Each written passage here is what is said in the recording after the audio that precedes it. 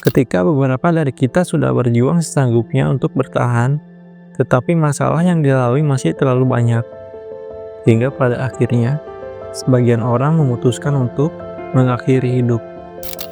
Menurut pandangan lain dari sebagian orang, manusia yang tidak ingin melanjutkan hidup diartikan dengan kekalahan, kegagalan besar, atau segala bentuk kebodohan, karena telah menyerah dengan kehidupan yang sedang berjalan. Memang, hidup ini seperti mimpi. Kita berjalan menjelajahi alam yang nampaknya indah, namun terlihat asing dan tak lagi bersahabat. Kita berusaha melanjutkan hidup yang terasa tak adil ini, meskipun semuanya merasa membosankan. Kita hanya bisa menunggu dan menunggu, hingga sampai saatnya kita akan mati. Lalu di penghujung tempat setelah kita menghadapi hal tersebut, kita akan dihidupkan kembali di tempat yang tak lagi sama. Tempat di mana kita harus mempertanggungjawabkan kehidupan kita selama hidup di dunia. Atau kita bisa kembali ke dunia nyata untuk jalani hidup seperti biasa, dengan problemnya yang tak kalah rumit, atau kembali hidup hanya untuk merasakan kembali pahitnya hidup. Mungkin tidak pada saat ini, mungkin juga tidak pada saat nanti. Kita akan menemukan permasalahan yang sama untuk dipecahkan, atau seutuhnya kita bisa gagal kembali, atau menemukan jalan keluar, dan akhirnya kita bisa hidup dengan lebih baik.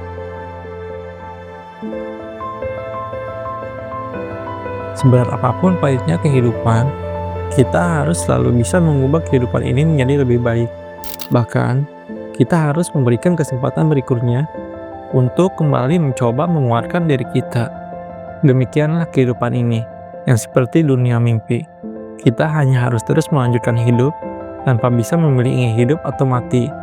Kita hanya bisa menjalaninya, mengikuti alur proses kehidupan yang akan kita hadapi, dan sampai pada saatnya, kita bisa menyelesaikan kehidupan ini, sebagaimana yang telah diatur oleh Tuhan. Jadi, untuk apa kita hidup?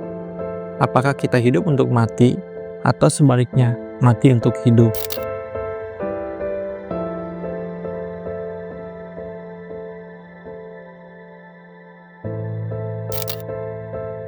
Dari mana hidup ini berasal? Apa sebenarnya tujuan hidup ini? Kemana hidup ini akan pergi? Lantas, apa gunanya hidup bila hidup hanya untuk mati? Pertanyaan ini penting agar kita bisa menentukan tujuan hidup dan bagaimana seharusnya menjalani hidup.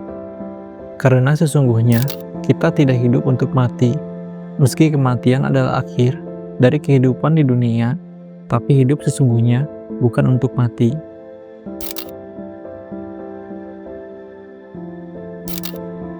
Mengeluh karena hidup ini singkat adalah privilege bagi kita yang masih hidup. Karena hidup yang singkat itulah, kita jadi menghargai hal-hal yang sifatnya sementara, seperti mencintai sepenuhnya sebelum kita pergi selamanya, dan menjaga dengan baik apa yang susah payah kita miliki.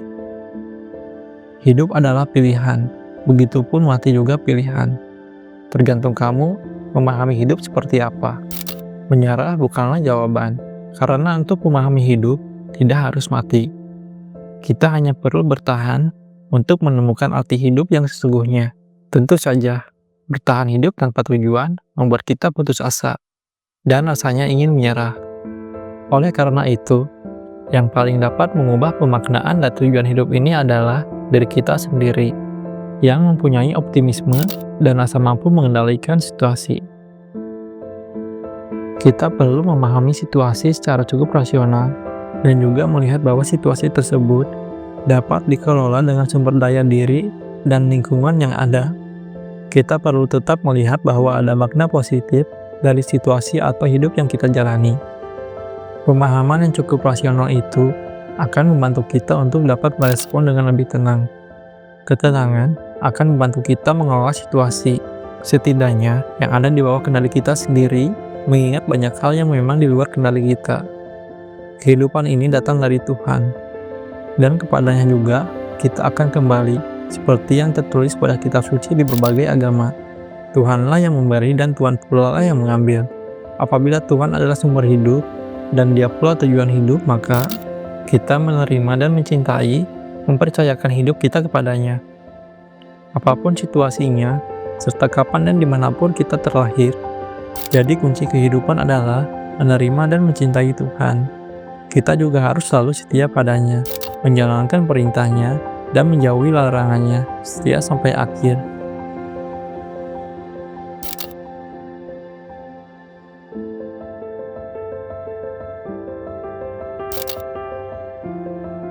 Kematian adalah jembatan antara hidup sekarang dan yang sesungguhnya. Sebab, hidup yang sesungguhnya adalah sebuah perjalanan. Ya, perjalanan menuju pulang. Kita lahir bukan untuk hidup, tapi kita lahir untuk mati.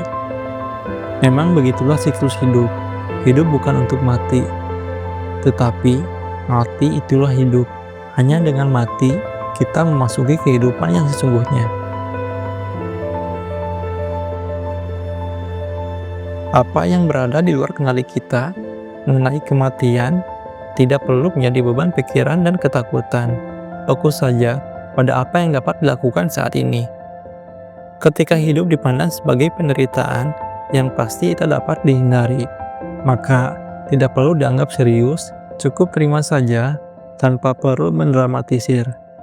Penderitaan yang menimbulkan rasa pesimis ketika diterima sebagai sesuatu yang tidak dapat dihindari akan memunculkan optimisme untuk menghadapi proses hidup apa adanya. Mati hanyalah mekanisme jalan menuju keabadian. Keabadian itu melewati banyak proses. Kehidupan dan kematian termasuk ke dalam proses itu. Akan tetapi, kematian juga bisa dimaknai secara lain. Dengan adanya kematian, justru hidup menjadi lebih bermakna. Dengan adanya suatu batas, maka tergantung bagaimana manusia mau mengisi kesempatan hidup yang sudah ada tersebut. Semua manusia pasti mati. Justru, bagaimana setiap manusia mau memberi warna pada hidupnya. Waktu hidup manusia cukup lama, dan dari situ banyak hal yang bisa diwujudkan. Manusia yang lahir dan mampu bertahan hidup, baik yang masih berumur muda ataupun sudah tua, adalah anugerah indah dari Tuhan. Secara harfiah, manusia yang lahir ke dunia itu kesempatannya 1 banding ratusan ribu dari sel sperma yang sukses membuahi. Jadi, setiap orang yang lahir ke dunia ini merupakan seorang pemenang. Manusia terlahir ke dunia merupakan kehendak Tuhan yang Maha Esa. Kita sebagai manusia merupakan makhluk terpilih untuk menjalankan tugas dan kewajiban yang sudah ditetapkan. Maka sudah menjadi kewajiban manusia untuk menjalani kehidupan dengan sebaik-baiknya. Dan manusia yang terlahir ke dunia bukanlah hanya kebetulan semata. Manusia bukan hanya sekedar hidup, melainkan diharapkan mampu menjalankan perintah Tuhan, yaitu beribadah serta dapat bermanfaat bagi orang lain atau makhluk hidup lainnya. Hidup itu juga sebuah kenikmatan dan anugerah dari Tuhan untuk dapat kita jalani.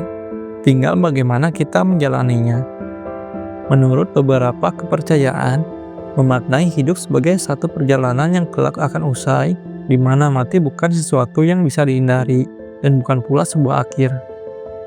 Ada pula kepercayaan yang meyakini bahwa setelah mati, manusia akan kembali hidup dalam entitas berbeda. Roh dan jiwa mereka mungkin sama, tetapi tidak dengan cangkang dan perannya. Entah Anda percaya Tuhan atau tidak, tapi kelahiran manusia adalah suatu anugerah yang luar biasa. Karena dengan menjadi manusia, kita dianugerahi kelebihan yang tidak dimiliki oleh makhluk ciptaan Tuhan lainnya. Kelebihan itu adalah akal agar kita bisa berpikir sebelum melakukan tindakan. Kesadaran akan kematian justru harus dipupuk dan disadari, jangan dihindari. Dengan menyadari kematian, manusia menjadi sadar akan apa yang benar-benar penting yang mau ia perjuangkan, karena hidup itu terbatas. Dengan menyadari bahwa dirinya bisa mati, justru orang semakin dewasa dalam menjalani hidup. Janganlah memilih mati sebelum semua penderitaan hidup di dunia berakhir. Berjuang dulu dan carilah kesempatan untuk bernapas sebelum benar-benar mati.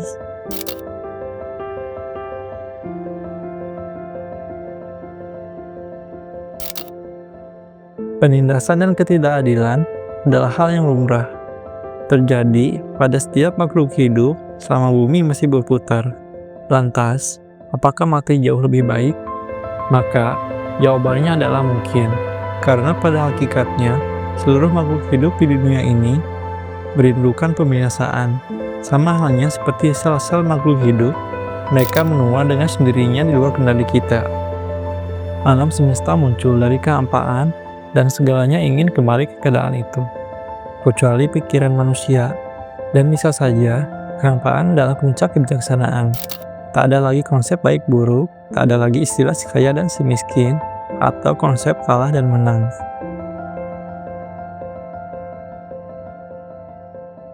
Semua makhluk hidup pasti akan mati. Semua hidup diakhiri dengan mati. Tetapi, hidup bukan pilihan untuk mati. Kan tidak masuk akal, bukan? Memberikan arti dari tujuan hidup merupakan perbuatan yang dilakukan pikiran kita sendiri. Jadi, jika kita memilih untuk mati, maka kita tidak akan bisa menikmati apa yang Tuhan telah berikan, yaitu kenikmatan yang hanya bisa dinikmati oleh orang yang masih hidup. Misalnya, jika Anda sudah mati, maka Anda tidak akan bisa menikmati lezatnya beraneka ragam makanan. Kemudian tidak bisa menikmati indahnya dunia yang diciptakan oleh Tuhan. Selain itu, apabila kita sukses nanti, betapa bangganya orang tua kepada kita, bahkan kita pun ikut bangga kepada diri sendiri. Orang mati tidak mungkin bisa merasakannya. Mereka hanya bisa terdiam lesu, karena orangnya juga tidak sadar, bukan? Karena setelah mati, kita akan mengalami kehidupan bersih orang yang sudah mati. Selama masih hidup, berarti kita diberi kesempatan untuk menjalani kehidupan yang seru ini. Kita pasti tidak mau hidup seperti orang yang sudah mati, yang tidak dapat merasakan apapun. Mungkin hidup ini dianugerahkan kepada kita agar kita dapat merasakan kenikmatan duniawi. Jika kita memilih hidup, maka ada dua hal yang bakal bertolak belakang dan akan selalu beriringan dan menemani kita seumur hidup. Kedua hal itu adalah sedih dan senang. Mungkin agak rancu, tapi jarang ada orang yang menyadarinya. Hidup kita akan selalu ditemani oleh rasa sedih atau senang.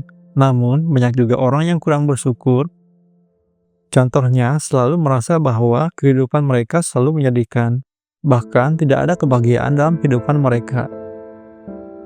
Tapi sebenarnya, seberapa menyedihkannya orang tersebut, pasti orang itu pernah merasa senang dan bahagia. Bahkan, mungkin lebih banyak senangnya daripada sedihnya. Tapi mereka hanya mengingat bagian sedihnya. Hal ini seperti saat kita sedang tidak enak badan. Kita hanya akan mengingat seberapa perihnya rasa sakit itu dan saat pahitnya minum obat, tapi tidak mengingat ketika kita sedang sehat. Sebenarnya, rasa sedih dan senang itu ada di dalam pikiran manusia. Orang mati tentu tidak bisa menikmatinya, karena memang perasaan itu hanya dimiliki oleh orang yang masih hidup. Kita hidup untuk menerima segala pengalaman dan mempelajari makna di balik semuanya, mulai dari kebahagiaan, kehilangan, kebingungan, ketakutan, jatuh cinta, patah hati, kedamaian, atau kesepian. Daripada bertanya, mengapa hidup kok begini? Lebih baik kita bertanya, apa yang bisa dipelajari dari hidup yang seperti ini? Daripada bertanya kapan mati, lebih baik bertanya, kebaikan apa yang bisa dilakukan sekarang jika esok waktunya tiba untuk mati. Mati karena menyerah tidak akan merubah hidup kita menjadi lebih baik dari sebelumnya, dan tidak akan pula menyelesaikan masalah apapun, tetapi justru akan menjadi masalah buat keluarga yang ditinggalkan. Mati karena menyerah hanya menghilangkan memori diri kita tentang dunia, tapi tidak dengan memori orang di sekeliling kita. Mati hanya menghilangkan perasaan dan pikiran diri sendiri, tapi tidak dengan perasaan dan pikiran orang sekeliling. Mereka akan terus dihantui oleh rasa kehilangan dan penyesalan. Jadi, hidup ini tidak hanya sekedar dijalani sambil menunggu mati, tetapi harus sambil berbuat kebaikan, setidaknya untuk masa depan diri sendiri. Kematian mungkin hari ini masih menjadi cerita, tapi nanti itu akan menjadi nyata.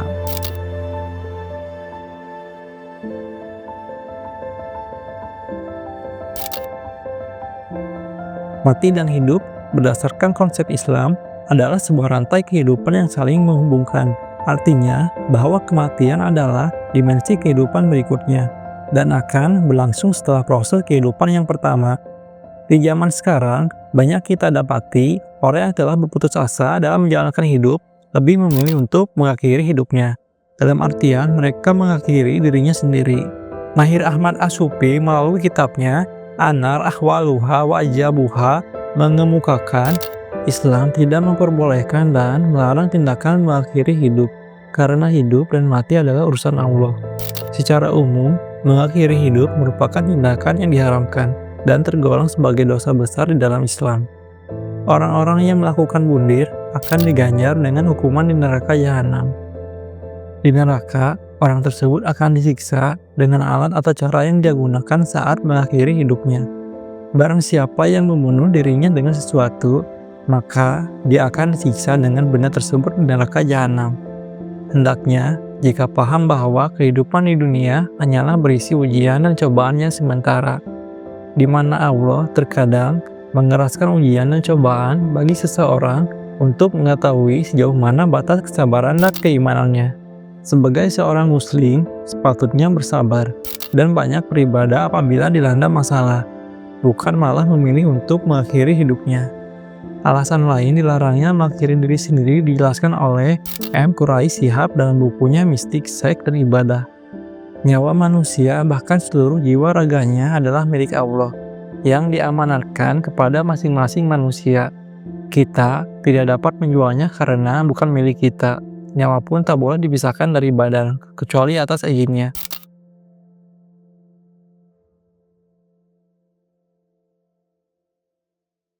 Selain surat An-Nisa ayat ke-29 di atas, yang menjadi dalil larangan untuk mengakhiri diri sendiri, Rasulullah SAW juga bersabda dalam hadis terkait hukum bunuh diri ini, yaitu,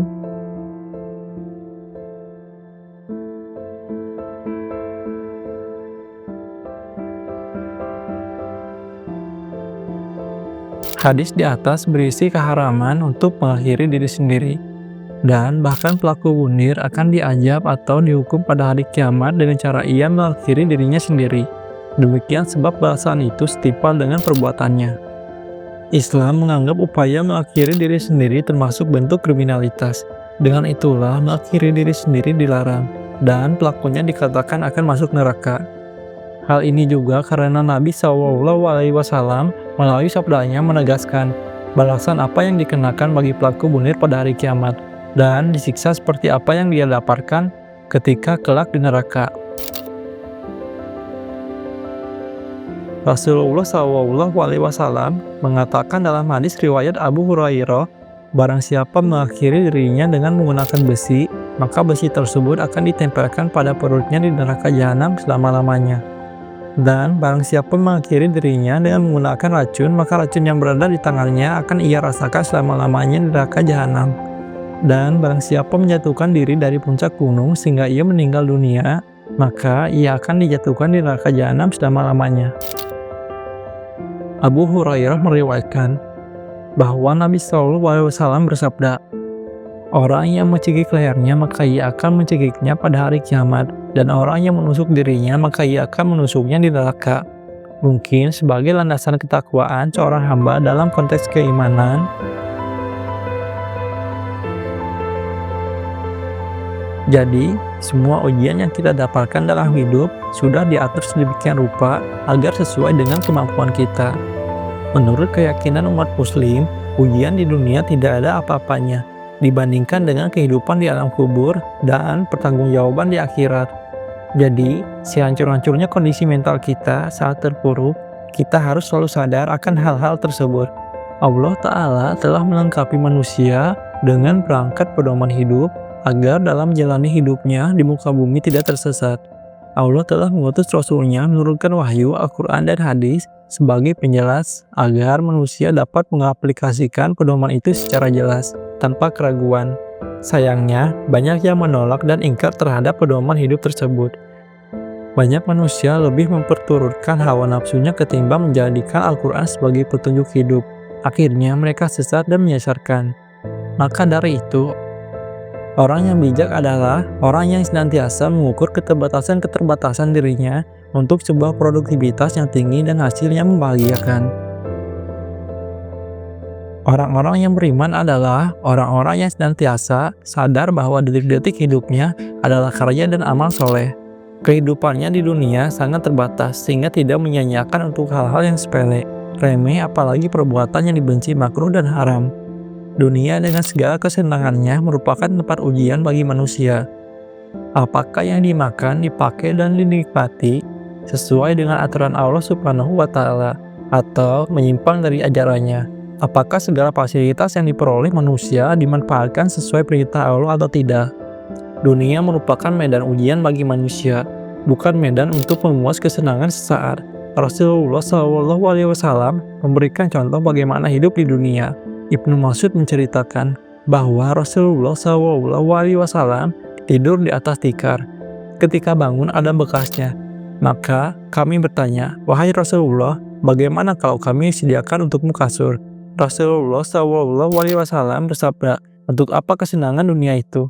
Hidup saya di dunia seperti seorang pengendara yang berteduh di bawah pohon, kemudian pergi dan meninggalkannya."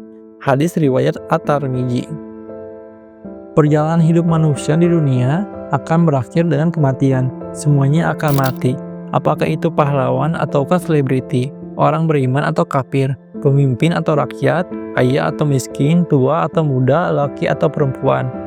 Mereka akan meninggalkan segala sesuatu yang telah dikumpulkannya. Semua yang dikumpulkan oleh manusia tidak akan berguna, kecuali amal solehnya berupa sedekah yang mengalir, ilmu yang bermanfaat, dan anak yang soleh. Kematian adalah penghancur kelezatan dan gemerlapnya kehidupan dunia. Kematian bukanlah akhir. Kesudahan manusia bukan pula tempat istirahat yang panjang, tetapi kematian adalah akhir dari kehidupannya di dunia, dengan segala yang telah dipersembahkannya dari amal perbuatan untuk kemudian melakukan riha atau perjalanan hidup berikutnya. Dunia yang ada di tangan kita, gunakanlah dengan hati-hati. Gunakan dunia yang ada di tangan kita itu sebagai alat untuk mencapai akhirat. Jangan kita diperalat oleh dunia. Karena itu beruntunglah orang yang mati dan mempunyai anak yang soleh, yang akan mendoakannya nantinya. Doa anak yang soleh akan mengurangi penyesalan kita setelah mati, karena terlalaikan oleh dunia.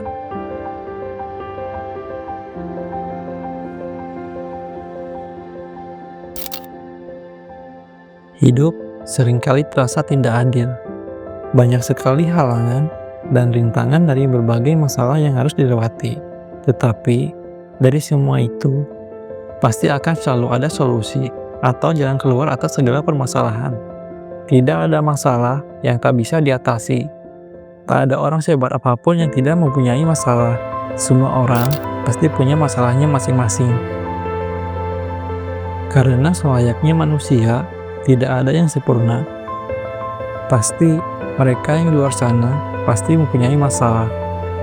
Karena pada setiap permasalahan akan selalu tersedia jalan keluar bagi siapapun yang melihat dan mencari. Oleh karena itu, jangan terlalu sedih dan kecewa apabila kehidupan tidak berjalan sesuai harapan. Karena jika kita terlalu berharap tentang apapun, bisa-bisa kita dikecewakan oleh kenyataan kita sendiri. Terkadang, bukan hanya teman yang bisa berkhianat, hasil pun bisa mengkhianati usaha kita. Menerima kenyataan membuat kita tetap optimis menjalani hidup. Karena apapun hasilnya, masih bisa diterima dengan sukacita. Kita tetap bisa nggak apa-apa meskipun lagi kenapa-napa. Ada dua bola mata untuk memandang. Pandanglah kehidupan ini dengan optimis dan bukan memandang dengan sebelah mata atau pesimis. Yakinlah bahwa jalan hidup kita sudah digariskan oleh Yang Kuasa. Nikmatilah tapak demi tapak kehidupan dengan tenang iman, karena tujuan akhir kita bukan untuk mati begitu saja dan menyia-nyiakan kesempatan yang telah diberikan Tuhan. Tidak masalah apabila kita kelelahan di tengah perjalanan dalam pencarian tujuan tersebut, asal kita tahu kapan waktunya istirahat dan waktunya melanjutkan perjalanan kembali. Manfaatkan waktu untuk berpikir. Pasti Tuhan punya tujuan besar lain, karena kita telah dilahirkan ke dunia ini. Kita harus berjuang untuk diri kita sendiri. Kita berhak untuk bahagia tanpa merasa putus asa. sebelum meninggal nantinya. Mari kita menjalani hidup dalam terang iman, bahwa hidup adalah perjalanan dan bukan pelarian. Jalani hidup dan nikmati keindahan hidup, bukan lari dari kenyataan hidup. Dalam hidup, Anda boleh meninggalkan dunia untuk Tuhan, tapi jangan pernah meninggalkan Tuhan hanya untuk urusan dunia, karena Tuhan tidak pernah meninggalkanmu.